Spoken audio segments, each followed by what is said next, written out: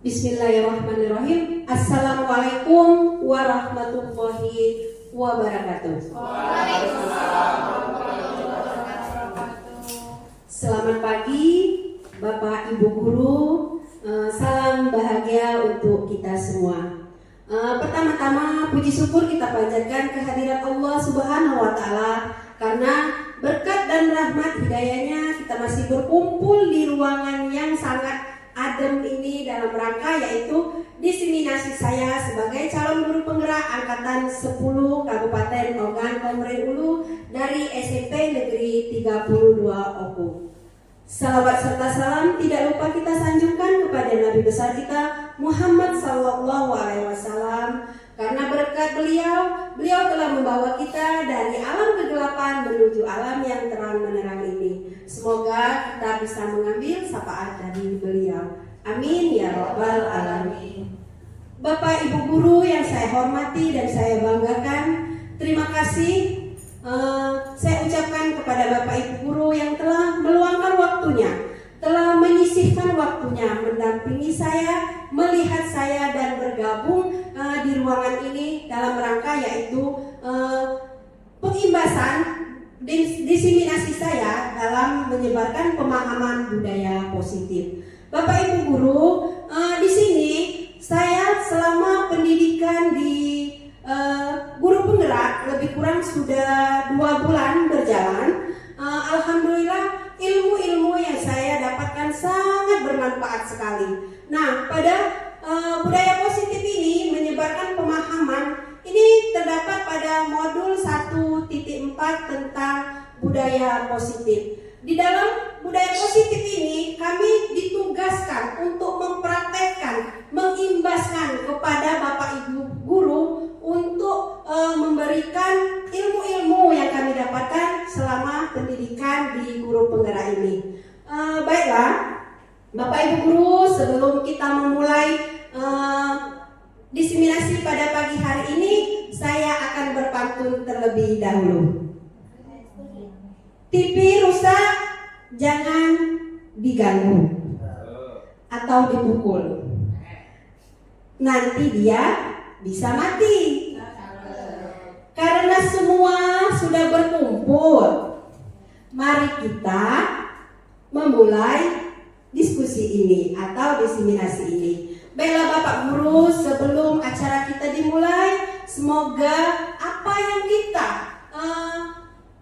lakukan pada hari ini berjalan dengan lancar, ilmu yang kita dapatkan berguna dan berguna untuk kita di masa yang akan datang. Semoga acara kita berjalan dengan lancar. Kita berdoa terlebih dahulu. Saya akan memimpin doa. Baiklah, untuk memulai acara hari ini kita berdoa terlebih dahulu. Berdoa mulai.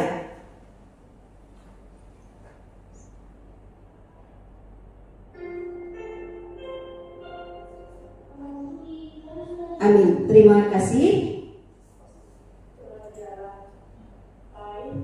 Bapak Ibu Guru yang saya hormati, sebelum kita saya memaparkan materi yang akan saya imbaskan.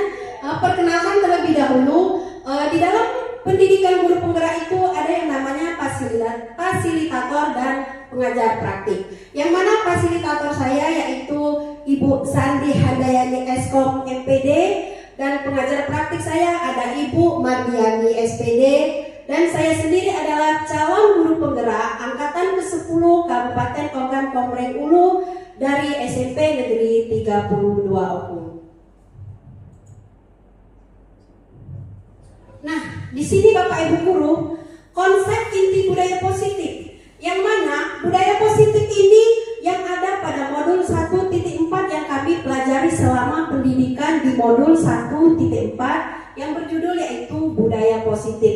Nah, pada materi ini yang akan saya sampaikan ada 7 poin, yang mana itu yang terdapat pada budaya positif itu ada perubahan paradigma belajar, ada disiplin positif, motivasi perilaku manusia, ada kebutuhan dasar manusia, posisi kontrol guru, keyakinan kelas, dan segitiga restitusi. Bapak Ibu sepertinya tegang ya, santai, rileks kita untuk badan, kita ice breaking, boleh tidak? Boleh. Oke. Iya, kita ice breaking terlebih dahulu. Silakan Bapak Ibu berdiri sebentar. Kita ice breaking.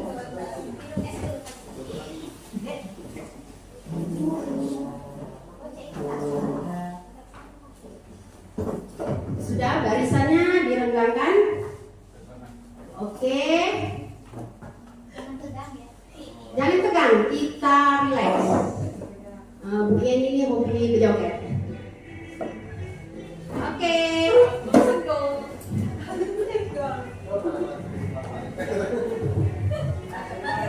Jangan diputar-putar. Jangan diputar-putar. Jangan diputar-putar. Jangan lutut. Goyang-goyang.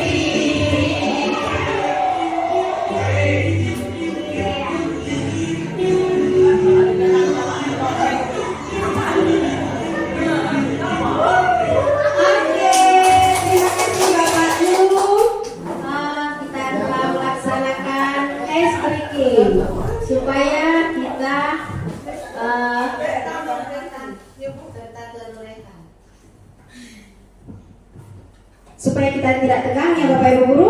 Alhamdulillah sudah rileks. Kita lanjut ke tujuan pendidikan. Bapak Ibu Guru, tujuan pendidikan menurut Ki Hajar Dewantara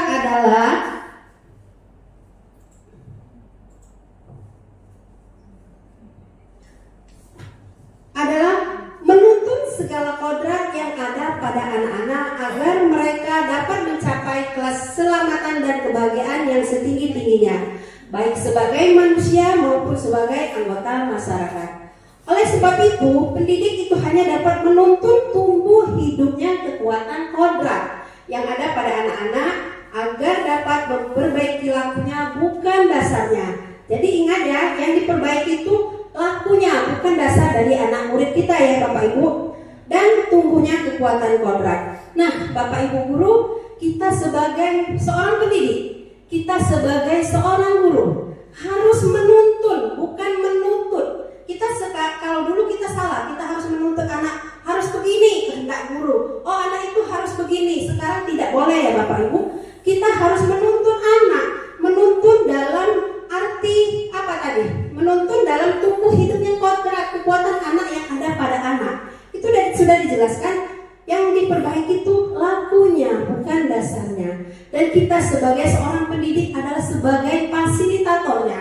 Jadi kita sebagai guru adalah sebagai fasilitatornya.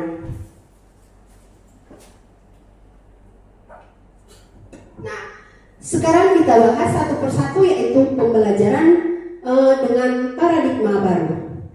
Mungkin Bapak Ibu yang sudah pernah mendengar atau membaca, yaitu pembelajaran berdiferensiasi. Nah, pada pembelajaran ini, pada pembelajaran paradigma baru, pembelajaran paradigma baru itu merupakan pelajaran yang dirancang berdasarkan prinsip pembelajaran diferensiasi, sehingga peserta didik belajar sesuai dengan kebutuhan dasarnya, tahap perkembangan sesuai teori psikologi modern untuk mewujudkan profil pelajar Pancasila.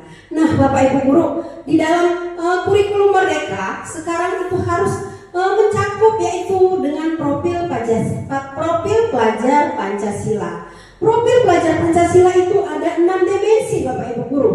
Yang pertama yaitu beriman, bertakwa kepada Tuhan yang Maha Esa dan berakhlak mulia. Yang kedua ada mandiri, ada bernalar kritis, kreatif, gotong royong, dan berkebenekaan global. Nah, pada profil pelajar Pancasila ini dimensinya ada 6. Ada nilai-nilai tersendiri. Setiap dimensi itu ada nilai-nilainya sendiri. Boleh saya tanya kepada Pak Anton? Pak Anton, kalau dilihat dari profil pelajar Pancasila itu, ada yang namanya beriman, dimensi beriman, bertakwa kepada Tuhan Yang Maha Esa. Coba berikan contoh yang ada pada SMP kita sendiri, karena SMP kita sebagai yaitu sekolah penggerak dan sudah melaksanakan yaitu kurikulum pelajar Pancasila. Contohnya dalam kegiatan sehari-hari yang kita laksanakan di sekolah kita.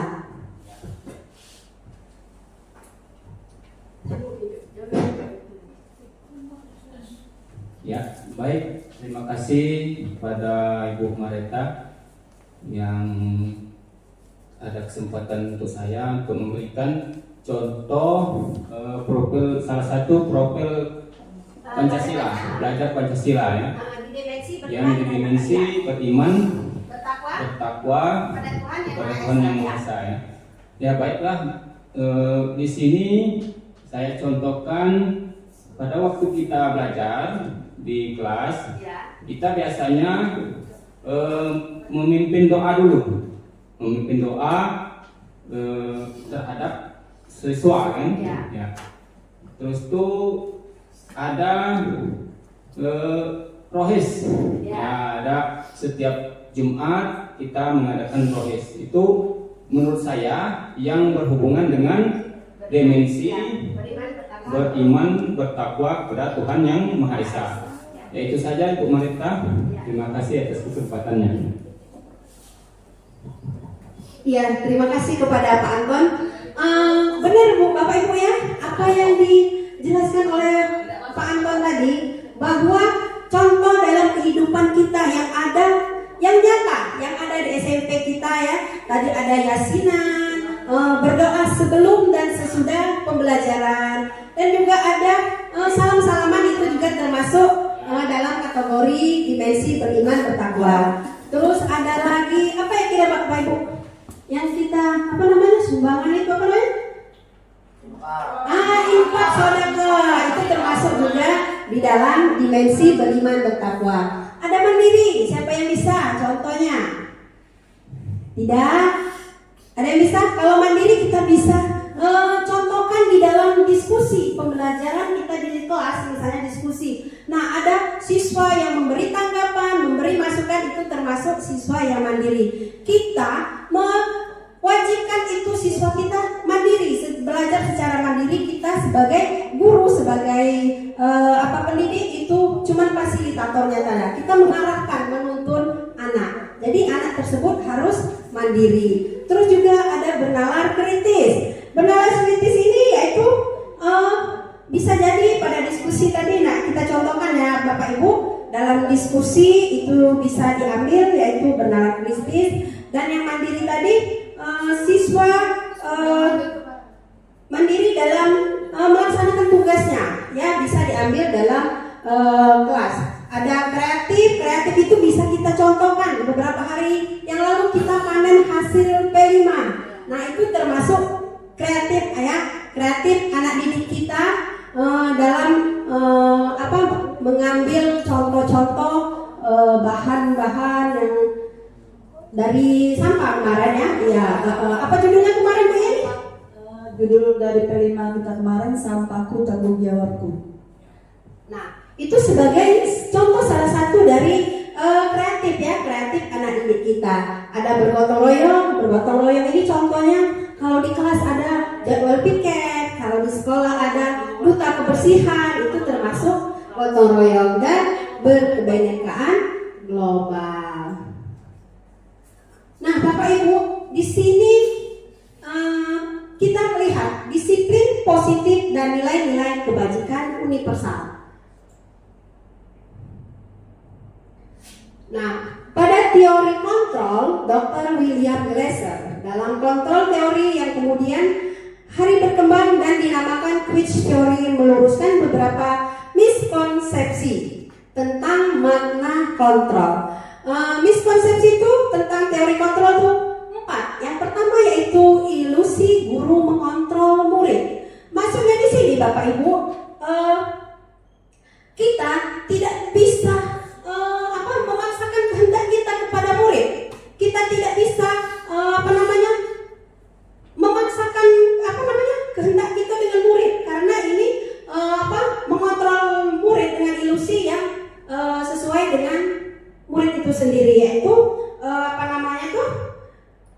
murid keinginannya itu kita tidak bisa memaksakan. Oh, nah, anak harus begini, tidak bisa Bapak Ibu, ya. Yang kedua yaitu ilusi bahwa semua penguatan positif itu bermanfaat, efektifnya bermanfaat. Nah, Bapak Ibu guru, siapa yang di sini yang sering mengasih hadiah kepada siswa kita? Siapa yang bisa menjawab? Ibu kasih hadiah. Siapa yang dapat 100, Ibu kasih hadiah. Itu Bapak Ibu, ya. Kita memang kalau dulu bagus sebenarnya biar siswa itu bersemangat menjawab. Tapi Bapak Ibu, coba kita pikirkan, seandainya kita tidak punya hadiah, gimana? Siswa itu tidak mau dia menjawab. Ibu tidak bawa hadiah, jadi tidak mau dia menjawab. Ya, jadi itu tidak bisa kita lakukan. Terus juga ada ilusi bahwa kritik dan membuat rasa bersalah mampu membuahkan karakter. Nah, di sini Bapak Ibu secara langsung kita tidak boleh, walaupun emosi kita ini panas gitu, marah melihat siswa yang melaksanakan kesalahan. Kita tidak boleh memarahi siswa itu di depan orang banyak. Kita tidak boleh menegur siswa di depan teman-temannya. Akibatnya apa? Akibatnya siswa itu merasa malu. Nah, jalan solusinya kita panggil anak tersebut ke kantor. Apa yang terjadi, ya? Jadi untuk yang kita marah-marah di depan siswa, emosi kita ditahan, ya. Terus juga ada ilusi bahwa orang dewasa berhak memaksa. Nah, ini juga tidak boleh kita laksanakan. Orang dewasa tidak boleh memaksakan berhak memaksa. Kita harus sama-sama tidak boleh membedakan anak yang kaya dengan anak yang miskin, anak yang cantik, anak yang pintar dengan yang tidak, anak yang berkebutuhan khusus. Semuanya kita sayang, semuanya kita rangkul. Jadi orang dewasa tidak berhak untuk memaksa.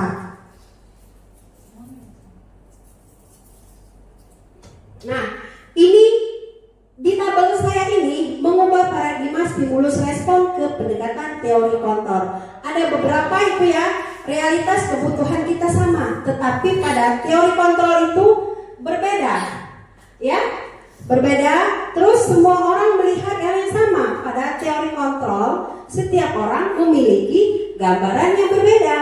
Jadi jelas, ya Bapak Ibu, pada tabel ini ada beberapa pernyataan orang lain bisa mengontrol saya. Kalau di teori kontrol itu hanya ada hanya kita atau hanya Anda, Bapak Ibu guru, yang bisa mengontrol diri Anda sendiri. Jadi maksudnya Bapak guru, hanya Bapak Ibu guru lah yang bisa mengontrol diri Bapak Ibu guru.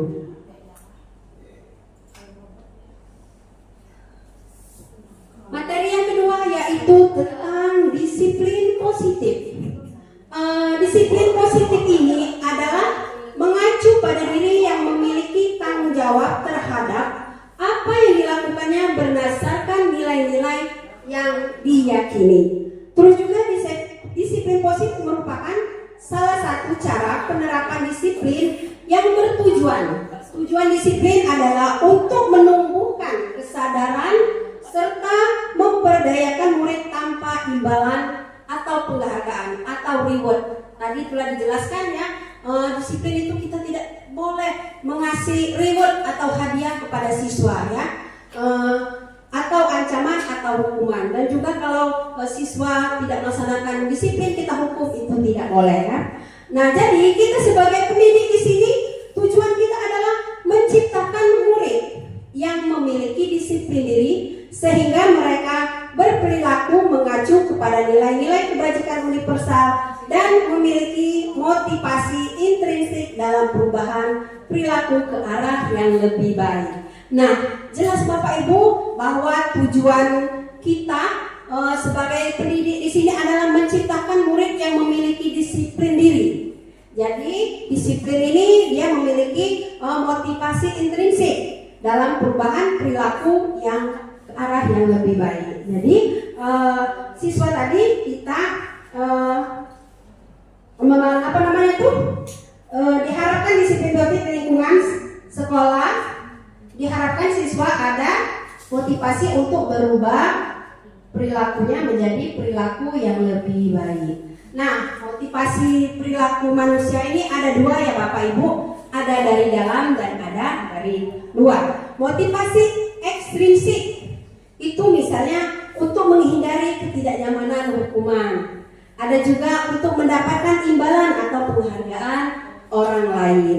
Nah, pada intrinsik untuk menjadi orang yang mereka inginkan dan menghargai diri sendiri dengan nilai-nilai yang mereka percayai. Nah, itu nilai pada perilaku manusia ada dua, motivasi ekstrinsik dan intrinsik.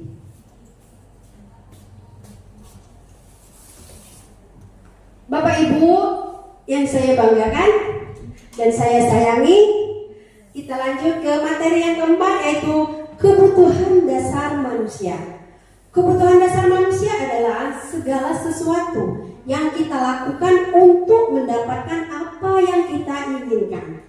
Seluruh tindakan yang kita lakukan memiliki tujuan tertentu dan semua usaha terbaik yang kita lakukan adalah dalam rangka agar kebutuhan dasar kita terpenuhi dengan baik. Nah, kebutuhan dasar manusia ada 5 Bapak Ibu ya. Itu harus kita, Bu Betri, kebutuhan dasar kita ada 5. Nah, itu tidak boleh ada yang tinggal, harus kita penuhi semua. Nah, kebutuhan dasar manusia itu ada 5. Ada bertahan hidup, kasih sayang, dan rasa diterima, ada penguasaan, ada kebebasan, dan kesenangan. Nah, itu kebutuhan dasar manusia ini berlaku untuk murid kita, ya Bapak Ibu ya. Nah, pada bertahan hidup, kita contoh makanan, pakaian, tempat tinggal, keamanan, dan kesehatan.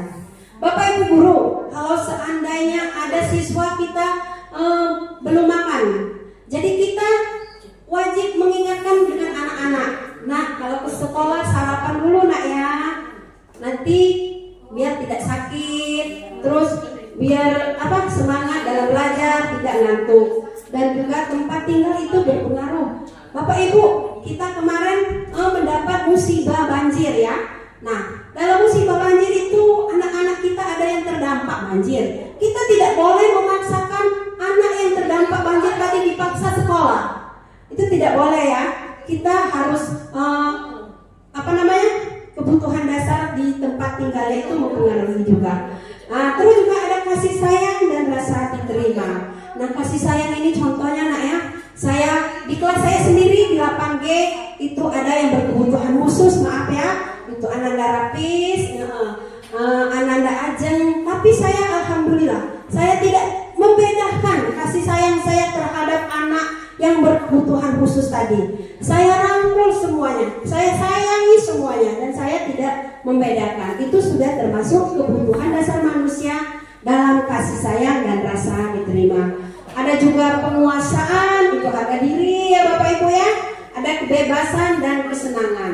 Kesenangan dalam arti bermain ya, humor dan tertawa. Jadi kalau anak-anak tertawa, humor, bercanda itu tidak masalah ya Bapak Ibu.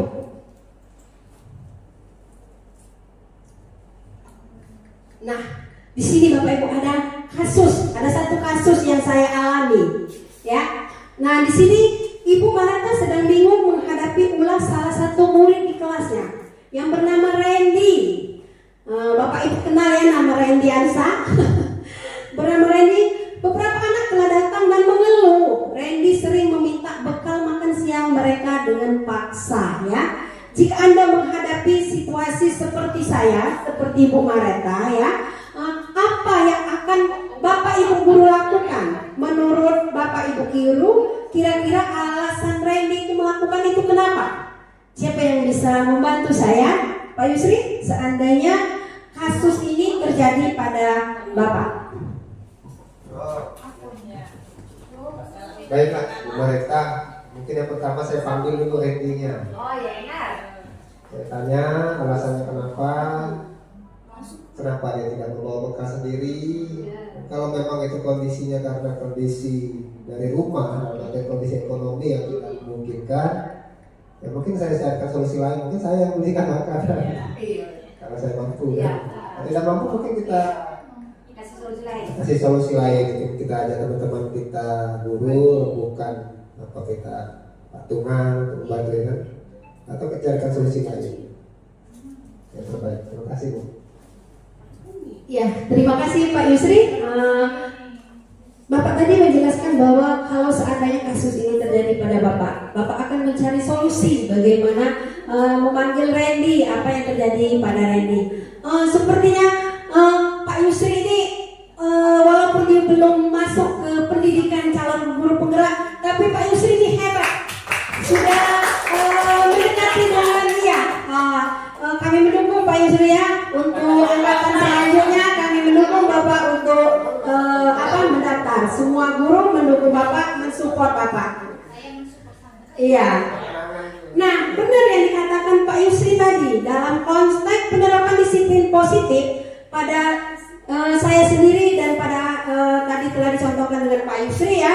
Sebaiknya mencari tahu alasan Randy melakukan tindakan tersebut agar mengetahui kebutuhan mana yang sedang berusaha dipenuhi oleh Randy. Tadi kebutuhan ada 5, bertahan hidup, kasih sayang, penguasaan, kebebasan, dan kesenangan.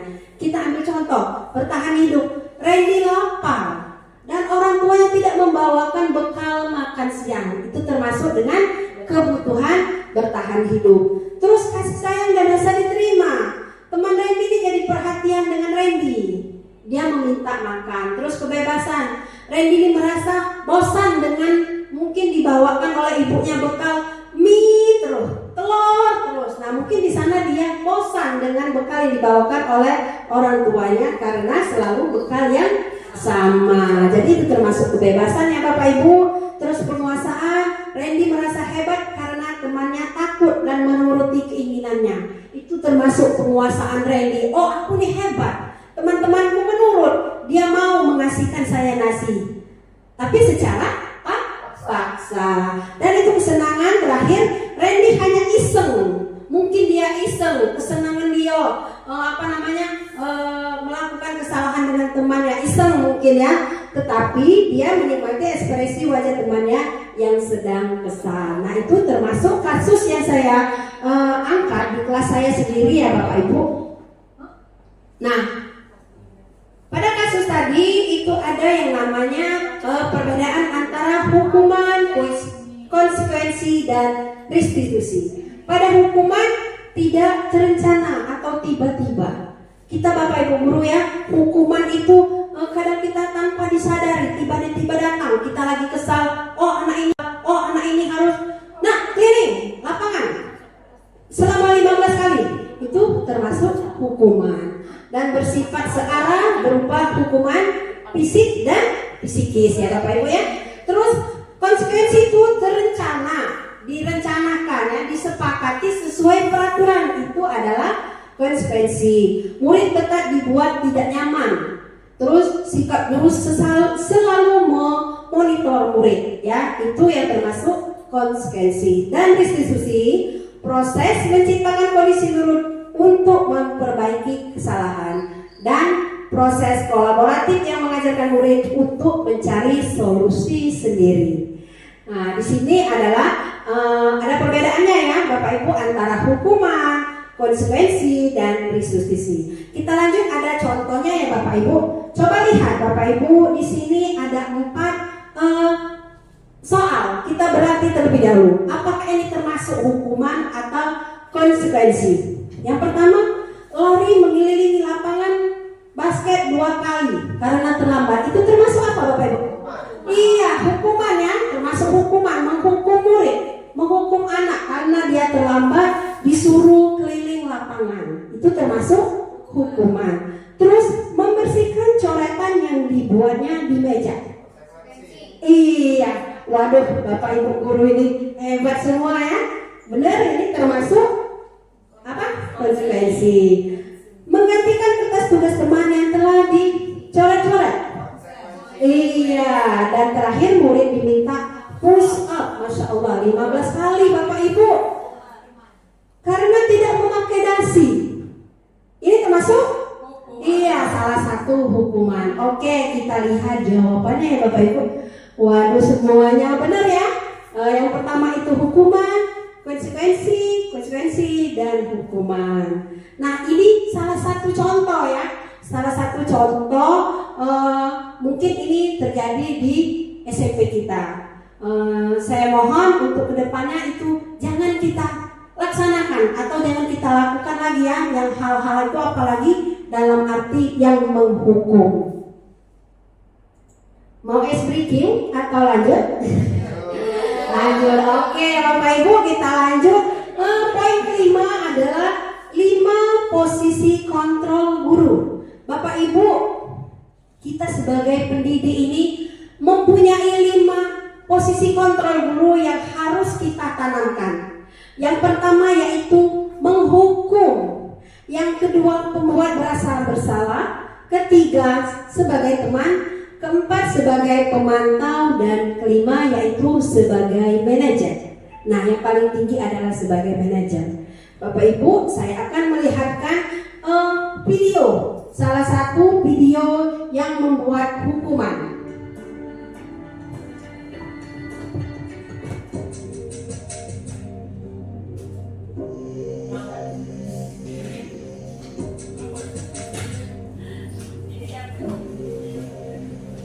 Naren, sini kamu. Selamat pagi Bu. Selalu terlambat. Kamu deh, pasti terlambat. Bu, saya Apa coba? Alasan kamu apa lagi? Kapan sih kamu tidak terlambat? Malas sekali ya kamu jadi anak. saya Dasar pemalas. Gak kapok-kapok sih kamu. Sudah berapa kali terlambat? Sana, kamu keliling lapangan basket 2 kali. kenapa saya harus keliling lapangan basket Bu? Kenapa? Kamu melawan ibu? Berani-beraninya jawab. Sudah terlambat, masih berani jawab pula. Sekarang, keliling lapangan basket 5 kali sekalian. Biar kapok. Cepat. Pergi sana ke lapangan basket. Nah, Bapak Ibu guru,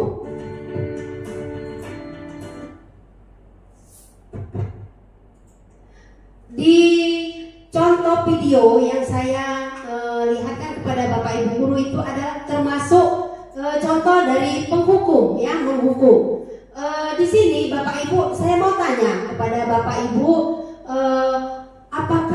kita sebagai pendidik harus menghukum. Baik tidak apa yang dilakukan seorang pendidik, seorang guru, kita lakukan dengan anak-anak tersebut. Nah, ciri-ciri penghukum di sini adalah menghardik, menunjuk-nunjuk, berkaca-kaca pinggang, membentak.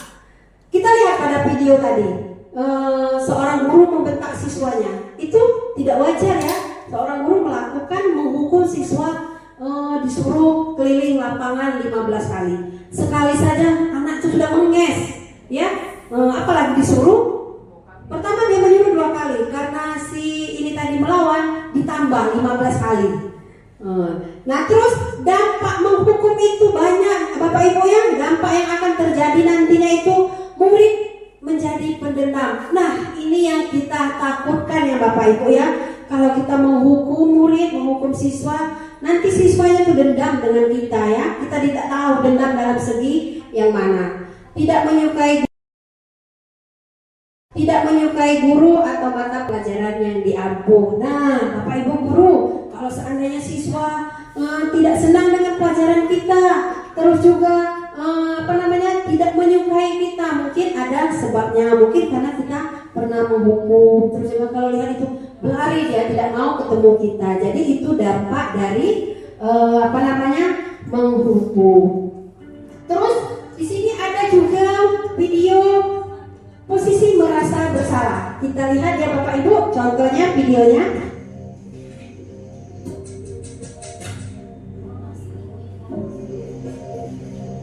Naren,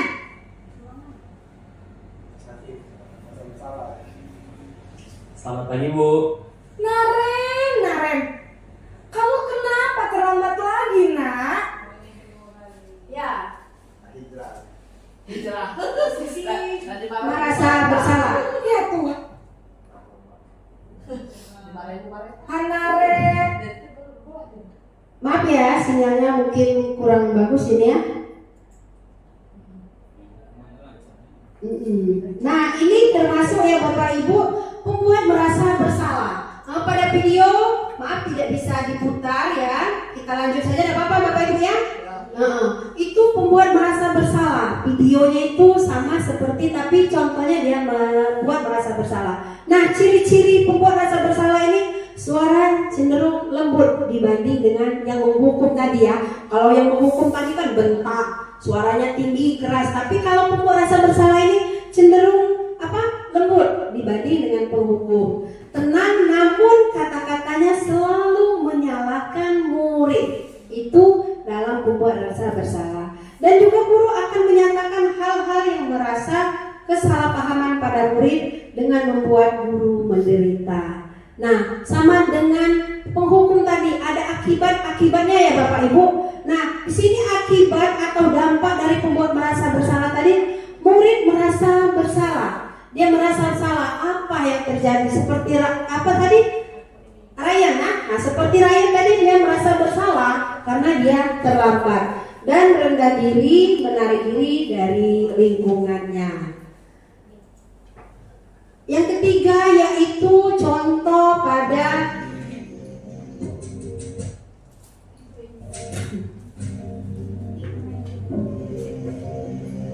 Naren,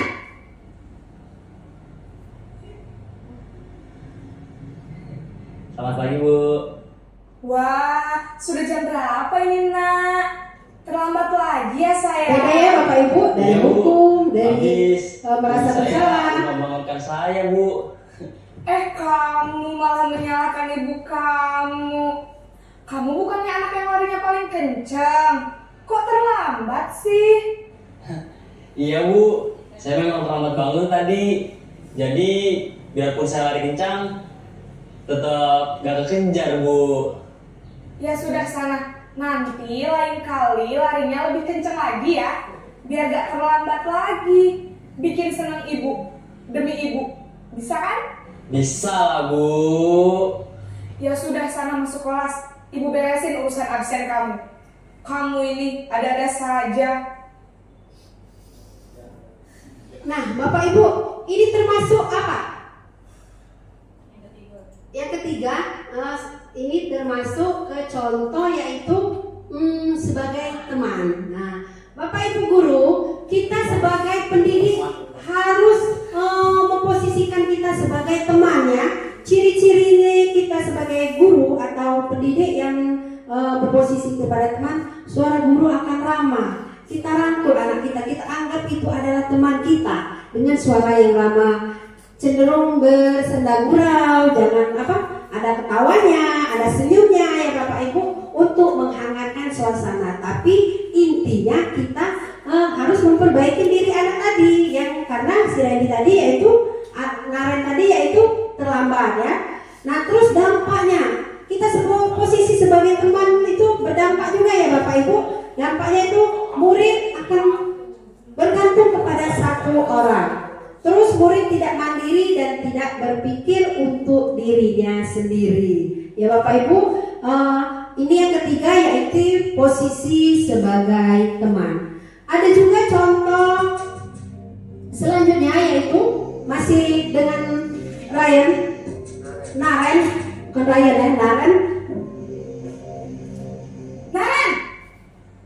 lagi. Selamat pagi Bu. Naren, apa peraturan sekolah kita tentang jam berapa kita harus masuk sekolah, Nak? Kita harus di sekolah jam 7 Bu. Iya betul, sekarang sudah jam 7.20. Naren sudah tahu konsekuensinya jika terlambat hadir. Paham Bu, saya harus tinggal kelas pas jam istirahat selama 20 menit. Iya benar, konsekuensinya demikian. Jadi nanti jam 9.30 pas istirahat, kamu harus tinggal di kelas, kerjakan tugas tambahan untuk ketertinggalan kamu, ya? Baik Bu.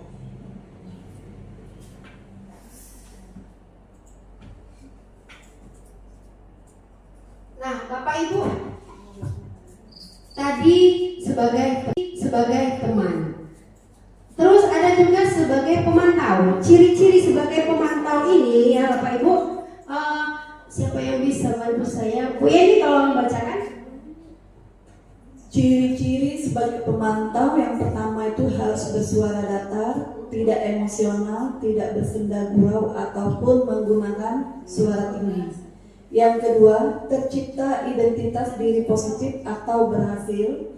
Ketiga, pemantau perlu senantiasa memantau pada saat murid diberikan sanksi, maka guru harus selalu mengawasi. Iya. Nah, itu ciri-ciri posisi pada pemantau ya Bapak Ibu. Terima kasih Bu Yeni sudah membantu saya. Yang mana ciri-cirinya suaranya datar, tidak kencang, tidak lembut, tetapi dia datar. Tidak emosi ya, seperti menghukum. Kalau menghukum kita selalu bawaan emosi. Terus juga identitas diri positif atau berhasil. Pemantau perlu senantiasa memantau pada saat murid diberikan sanksi, maka guru harus selalu mengawasi. Nah, sebagai seorang pendidik, sebagai guru kita di posisi pemantau, kita harus memantau, mengawasi murid yang kita yang kita lakukan kesalahan tadi.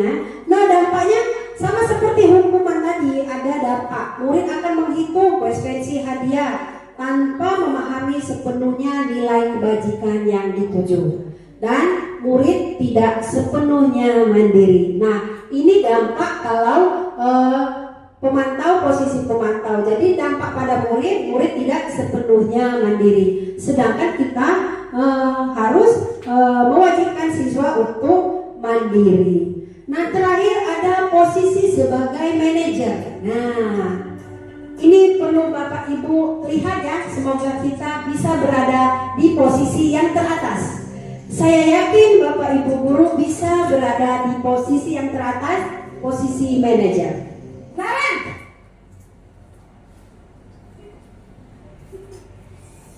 Selamat pagi Bu. Selamat pagi Naren.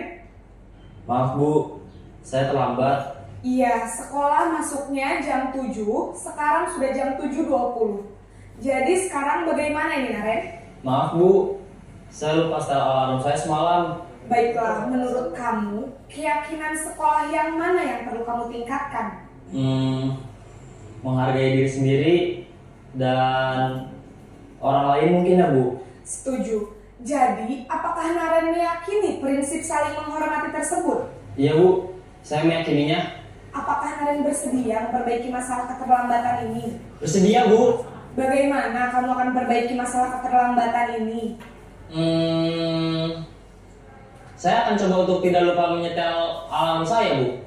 Baik, kalau Naren lupa menyetel alarm di rumah, ada orang yang kira-kira bisa bantu mengingatkan tidak? Ada, Bu.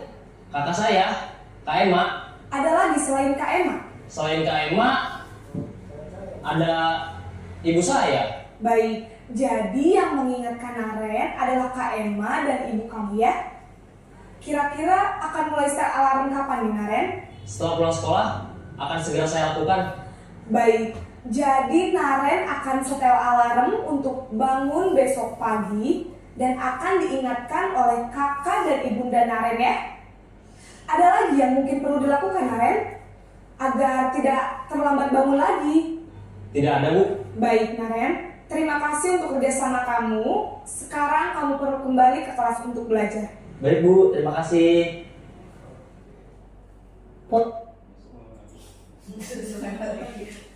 Nah, Bapak Ibu, pada posisi yang kelima ini jelas ya sebagai manajer. Manajer itu yang paling atas ya.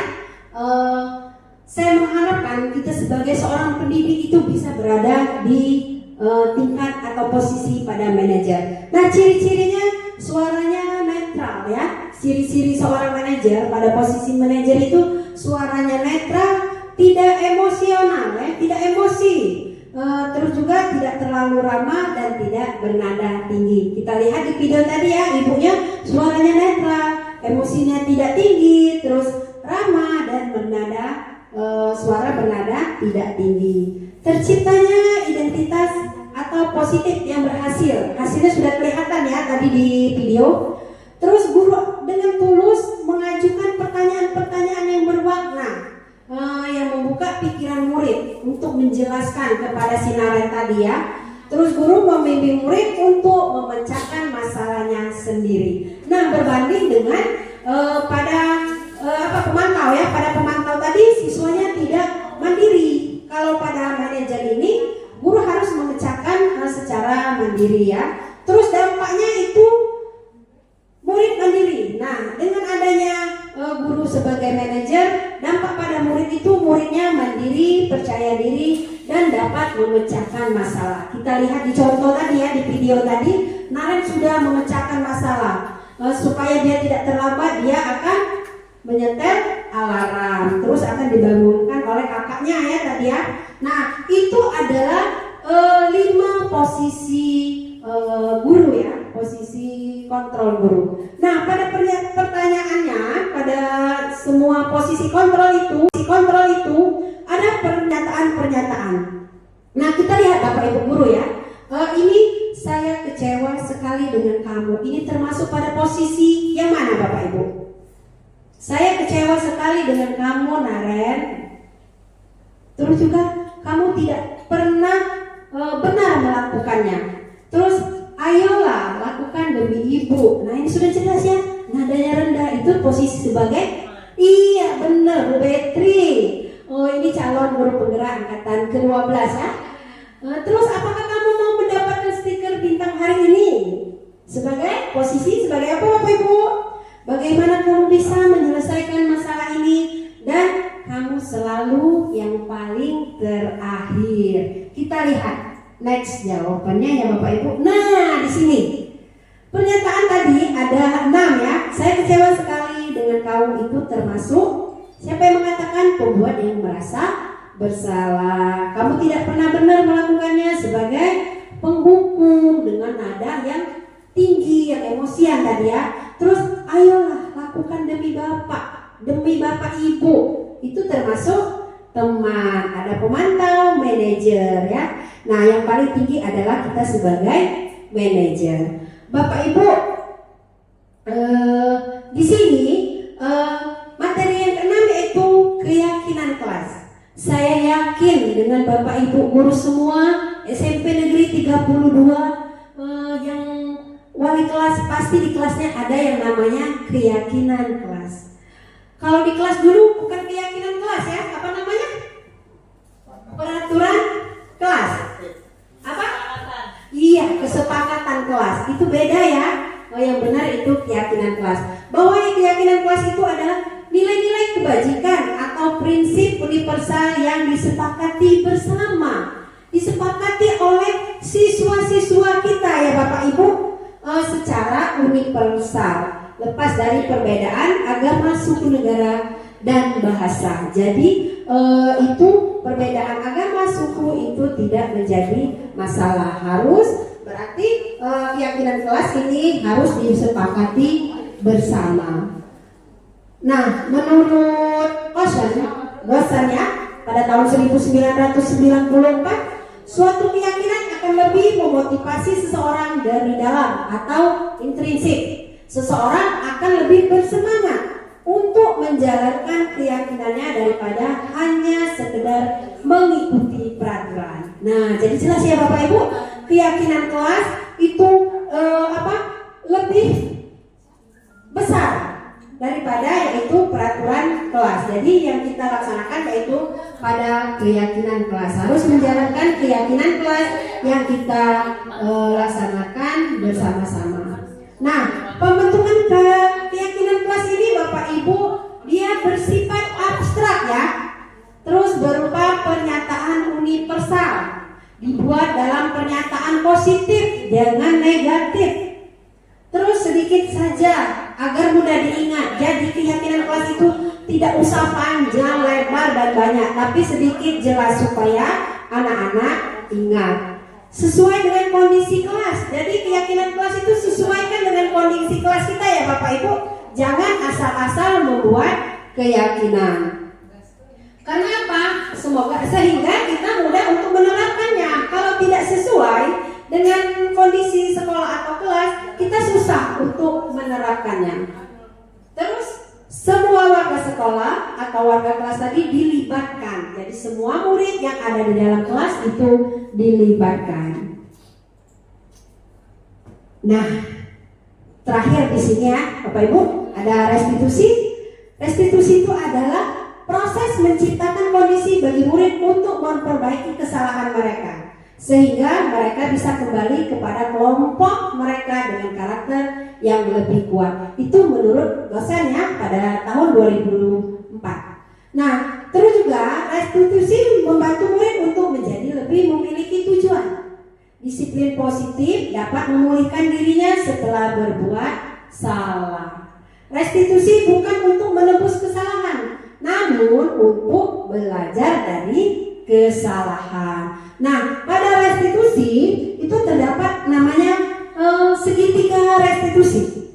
Bapak Ibu, segitiga restitusi ini ada 3. Yang pertama itu kita menstabilkan identitas.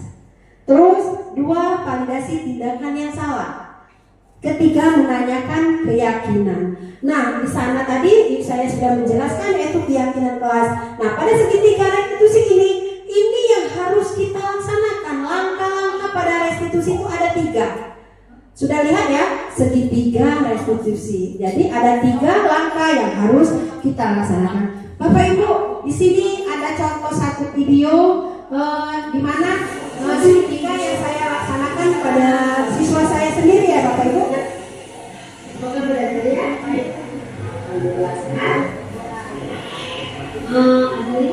Oh tidak, kenapa saya lihat gagal?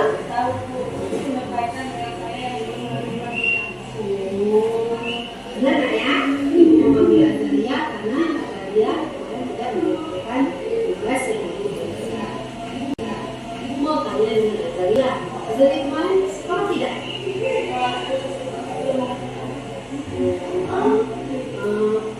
Kenapa? Azalia, semua orang pasti pernah melakukan kesalahan ya. Termasuk ibu juga sering melakukan kesalahan. Nah, Bapak Ibu, ini salah satu contoh segitiga restitusi ya yang saya terapkan di sekolah saya. Yang mana ada satu siswa tidak mengumpulkan tugas. Tidak mengumpulkan tugas, padahal waktunya telah kita tentukan, tetapi dia tidak mengumpulkan karena sorenya si anaknya ini bermain. Jadi waktunya bermain itu malam yang capean. ketiduran, jadi lupa mengerjakan tugas. Ini salah satu contohnya ya Bapak Ibu yang sudah saya laksanakan di kelas saya sendiri.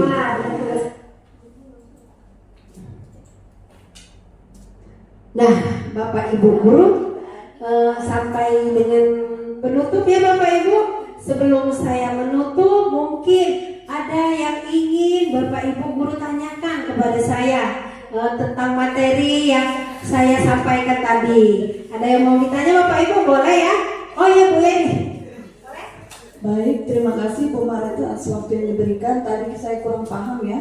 Di sini saya akan bertanya, apakah dalam memberikan penghargaan terhadap siswa itu dapat meningkatkan motivasi belajar siswa di dalam kelas? Apakah boleh? Terima kasih. Iya, terima kasih Bu Yeni. Bu Yeni mengatakan apakah apa tadi? Dalam memberikan penghargaan di dalam kelas. Iya, mengasihkan penghargaan tadi ya. Meningkatkan motivasi belajar. Iya. Kalau menurut saya yang saya jelaskan tadi itu hadiah itu bisa bukan berupa tidak berupa benda ya untuk ini menyemangati siswa tadi, itu kan bisa berupa benar kata Bu Peti, bisa berupa pujian ya Bapak Ibu. Tidak mesti atau tidak harus dengan hadiah-hadiah. Mungkin secara pujian itu bisa Bu Yeni ya kita lakukan, tapi dengan mengasih hadiah berupa benda, berupa hadiah itu kalau bisa jangan ya Bapak Ibu ya. Tapi kalau contohnya sebagai pujian itu boleh. Nah, gimana Bu Yeni? Oh ya, terima kasih Bu Yeni ya. Nah, Bapak Ibu guru, di sini slide selanjutnya itu penutup. Nah, dalam penerapan program disiplin positif, hendaknya guru memiliki standar kepribadian profesional dan sosial yang baik, di mana guru mampu merefleksikan dirinya dalam posisi kontrol saat ini.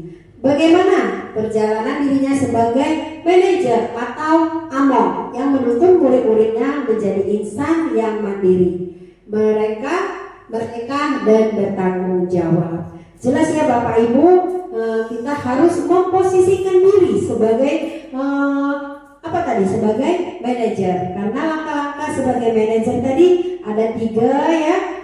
Kita harus laksanakan menurut sesuai dengan langkah-langkahnya.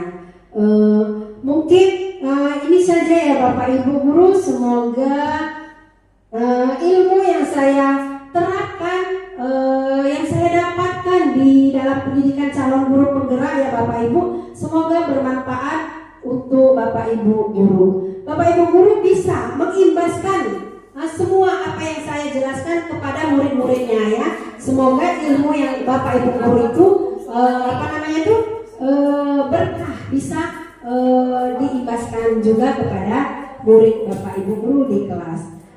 Semoga bisa mengambil intisari dalam penerapan saya untuk mengimbaskan kembali ke siswa-siswa Bapak Ibu guru. Di sini saya ada salam guru penggerak Indonesia Maju. Terima kasih, semoga bermanfaat dan menginspirasi. Salam guru penggerak, tergerak, bergerak dan menggerakkan. Semoga Bapak Ibu guru di sini bisa mengikuti jejak kami ya. Kami berdoa, kami mendukung, kami semangat untuk membantu Bapak Ibu guru. Semoga angkatan selanjutnya lebih banyak dari angkatan 11. Alhamdulillah di SMP kita sudah banyak ya guru-guru hebat, semuanya hebat, tidak ada yang tidak hebat. Bapak Ibu guru, mungkin hanya ini saja yang saya dapat berikan kepada Bapak Ibu guru. Semoga bermanfaat ya Bapak Ibu guru. Saya akhiri. Wassalamualaikum warahmatullahi wabarakatuh. Waalaikumsalam.